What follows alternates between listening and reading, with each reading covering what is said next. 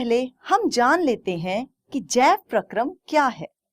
वे सभी प्रक्रम जो सम्मिलित रूप से अनुरक्षण का कार्य करते हैं जैव प्रक्रम कहलाते हैं। पोषण, श्वसन, परिवहन, उत्सर्जन। पोषण एक ऐसा प्रक्रम जिससे शरीर में वृद्धि और विकास के लिए हमें भोजन की आवश्यकता होती है, उसे पोषण कहते हैं। पोषण दो प्रकार का होता है, स्वपोषी पोषण, विषमपोषी पोषण। स्वपोषी पोषण। बच्चों, क्या आप जानते हो कि पौधे अपना भोजन कैसे बनाते हैं? क्या आपने कभी अपना भोजन आप बनाया है? विद्यार्थियों, क्या आपको पता है छोटे से छोटा पौधा भी अपना भोजन आप तैयार करता है? पौधों द्वारा अपना भोजन आप तैयार करने को प्रकाश संश्लेषण कहते हैं। आओ देखें कि पौधे अपना भोजन आप कैसे तैयार करते हैं। इस काम के लिए पौधों को 4 वस्तुओं की जरूरत होती है। सूर्य का प्रकाश, हवा में कार्बन डाइऑक्साइड, क्लोरोफिल तथा धरती के नीचे का पानी। प्रकाश संश्लेषण पौधों के पत्ते द्वारा किया जाता है। हर एक पौधे के पत्तों के बीच छोटे छोटे छिद्र होते हैं, उसे हम रंध्र या स्टोमेटा कहते हैं। रंध्र छिद्र द्वारा ही हवा में मौजूद कार्बन डाइऑक्साइड पत्ते के अंदर जाती है। पादप कोशिकाओं में छोटी रचनाएं होती हैं जिसको क्लोरोप्लास्ट कहते हैं। इसमें क्लोरोफिल होता है। पौधे कार्बन डाइऑक्साइड और पानी की सहायता से सूर्य के प्रकाश में और क्लोरोफिल की मौजूदगी में अपना भोजन तैयार करते हैं और भोजन तैयार करते समय ऑक्सीजन बाहर निकालते हैं। यह ऑक्सीजन रंध्र के द्वारा पत्तों से बाहर निकल जाती है। बना हुआ भोजन जो कि ग्लूकोज के रूप में होता है, पौधों को पोषण देता है, जिससे पौधा और भी बढ़ता है। बचा हुआ भोजन मंड या स्टार्च के रूप में जमा होता है, जो कि बाद में प्रयोग किया जा सके। प्रकाश संश्लेषण वह प्रक्रम है जिसमें पौधे कार्बन डाइऑक्साइड, पानी, सूर्य प्रकाश, क्लोरोफिल की सहायता से अपना भोजन स्वयं तैयार करते हैं।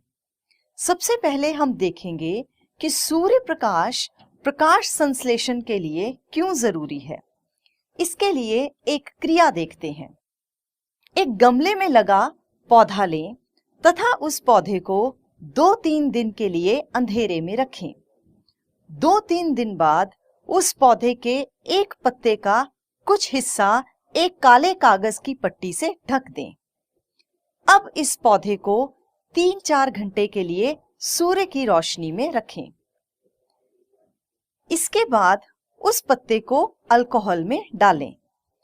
जब तक उस पत्ते का रंग ना उड़ जाए तब तक उबालें। अब इस पत्ते के ऊपर आयोडीन की कुछ बूंदें डालें। आप देखते हो कि पत्ते का वह हिस्सा जो कागज से ढका था उसमें कोई रंग परिवर्तन नहीं है, परंतु बिना ढके हिस्से का रंग काला नीला हो गया। यह वही भाग है जो सूर्य प्रकाश में पड़ा था। आयोडीन से काला नीला रंग पत्ते में मौजूद स्टार्च को दर्शाता है। इससे यह सिद्ध होता है कि स्टार्च के संश्लेषण के लिए सूर्य प्रकाश जरूरी है। आओ देखें, प्रकाश संश्लेषण के लिए कार्बन डाइऑक्साइड की मौजूदगी जरूरी है या नहीं। लगभग समान आकार के गमले में लगे 2 पौधे लीजिए। 3 दिन तक उन्हें अंधेरे कमरे में रखिए। अब प्रत्येक पौधे को अलग अलग कांच पट्टिका पर रखिए। एक पौधे के पास वॉच ग्लास में पोटेशियम हाइड्रोक्साइड रखिए। पोटेशियम हाइड्रोक्साइड का उपयोग कार्बन डाइऑक्साइड को अवशोषित करने के लिए किया जाता है। अब इन पौधों को अलग अलग बेल जार से ढक दीजिए। तले को सील करने के लिए कांच पट्टिका पर वैसलीन लगा दीजिए।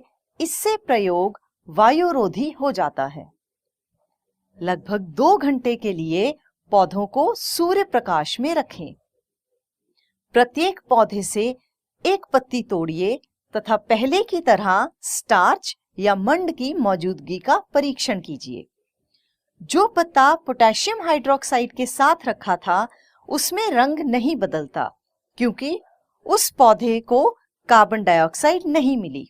परंतु जो पौधा बिना पोटेशियम हाइड्रोक्साइड के रखा था उस पत्ते का रंग गहरा नीला काला हो जाएगा, जो स्टार्च की मौजूदगी दर्शाता है। इससे सिद्ध होता है कि प्रकाश संश्लेषण के लिए कार्बन डाइऑक्साइड जरूरी है। विषमपोषी पोषण एक ऐसा पोषण जिसमें जीव दूसरे पौधों या जंतुओं के कोशिकाओं के द्वारा बनाए कार्बनिक यौगिकों को ऊर्जा के लिए ग्रहण करता है, उसे विषमपोषी पोषण कहते हैं। उदाहरण के लिए गाय और भैंस के द्वारा चारा खाया जाता है। शेर, हिरण और अन्य जानवरों को खाते हैं। अमीबा में पोषण। अमीबा जल भंडारों में मिलने वाला एक कोशिक जीव है। यह निरंतर अपनी आकृति और स्थिति बदलता रहता है। यह एक या एक से अधिक अंगुली जैसे अस्थायी प्रवर्ध को बाहर निकालता है, जो कि इसको गति देने के लिए और भोजन को पकड़ने में सहायता करता है। जब इसे भोजन के बारे में पता चलता है तो भोजन कण के चारों ओर से प्रवर्ध बनाकर उसे घेरकर अंदर ले लेते हैं। भोजन पदार्थ उसके खाद्य रिक्तिका में फंस जाते हैं। भोजन रिक्तिका के अंदर जटिल पदार्थों का विघटन सरल पदार्थों में किया जाता है और वह कोशिका द्रव्य में विसरित हो जाते हैं। बचा हुआ अपच पदार्थ कोशिका की सतह की ओर गति करता है तथा शरीर से बाहर निष्कासित कर दिया जाता है। मानव में पोषण। बच्चों, हम अपना भोजन मुंह के द्वारा ग्रहण करते हैं, इसको पचाते हैं और फिर उसका प्रयोग किया जाता है। बचे हुए भोजन को मल के द्वारा त्याग किया जाता है। भोजन एक लंबी नली में से निकलता है जो मुंह से गुदा द्वार तक जाती है। इस नली को भिन्न भागों में बांट सकते हैं। मुंह, भोजन नली, आमाशय, क्षुद्रांत्र, बृहद्रांत्र, गुदा द्वार। सबसे पहले हम मुंह या मुख गुहा की बात करते हैं। भोजन को शरीर के अंदर लेकर जाने के प्रक्रम को अंतःग्रहण कहते हैं। हम दांतों की सहायता से भोजन चबाते हैं और आंतरिक विधि से उसे छोटे छोटे टुकड़ों में पीस देते हैं। हमारे मुंह में लाला ग्रंथि होती है, जिससे एक रस निकलता है जिसे लार कहते हैं। लार भोजन में मौजूद स्टार्च को चीनी में बदलती है और भोजन को नरम बनाती है। दूसरा भाग है जिह्वा। जिह्वा मांस का एक पेशीदार अंग है जो पीछे तक मुख गुहा के निचले भाग से जुड़ी होती है। इसका अगला भाग स्वतंत्र होता है और किसी भी दिशा में घूम सकता है। जिह्वा में स्वाद के भिन्न भिन्न क्षेत्र होते हैं। नमकीन, कड़वा, मीठा, खट्टा। भोजन नली। चबाया हुआ भोजन भोजन नली या अन्न नली में जाता है। अन्न नली की हिलजुल से भोजन नीचे की ओर जाता है। आमाशय। आमाशय मोटी भित्ति वाली एक थैली नुमा संरचना है। यह चपटा और यू शक्ल का है और पाचन मार्ग का यह सबसे चौड़ा भाग है। यह एक ओर से भोजन नली से भोजन प्राप्त करता है और दूसरी ओर से क्षुद्रांत्र में खुलता है। आमाशय की अंतः सतह म्यूकस, हाइड्रोक्लोरिक अम्ल और पाचक रस का स्रावण करती है। म्यूकस आमाशय की अंतः सतह को सुरक्षा प्रदान करता है। अम्ल ऐसे अनेकों जीवाणुओं को नष्ट करता है जो भोजन के साथ वहां पहुंच जाते हैं और साथ ही यह माध्यम को अम्लीय बनाता है। पाचक रस प्रोटीन को तरल पदार्थों में विघटित कर देता है। अब भोजन क्षुद्रांत्र में पहुंच जाता है। क्षुद्रांत्र कम से कम 7.5 मीटर लंबी और बहुत कुंडलित होने के कारण यह सहज स्थान में अवस्थित होती है। यह यकृत और अग्न्याशय से रस लेती है। यकृत एक गूढ़े लाल रंग की ग्रंथि होती है जो पेट के ऊपरले भाग में दाईं ओर होती है। यह शरीर की सबसे बड़ी ग्रंथि है। यह पित्त रस का स्रावन करती है जो कि थैली में इकट्ठा होता रहता है। इस थैली को पित्ता कहते हैं। पित्त रस चर्बी के पाचन में महत्वपूर्ण भूमिका निभाता है। अग्न्याशय मतलब पैंक्रियास हल्के पीले रंग की बड़ी ग्रंथि है जो आमाशय के बिल्कुल नीचे स्थित होती है। यह अग्न्याशय रस पैदा करती है जो भोजन में मौजूद कार्बोहाइड्रेट और प्रोटीन के साथ क्रिया करता है और इनको सरल रूप में परिवर्तित कर देता है।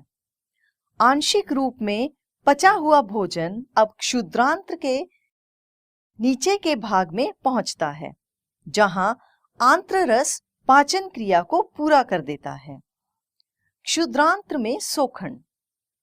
पचा हुआ भोजन सोखित होकर क्षुद्रांत्र की भित्ति में शामिल होकर लहू नलियों में चला जाता है। इस विधि को सोखन कहा जाता है। क्षुद्रांत्र की अंतःभित्ति पर अंगुली जैसी संरचनाएं होती हैं जिसे हम रसांकुर कहते हैं। रसांकुर पचे हुए भोजन को सोखने वाली सतह बढ़ा देते हैं।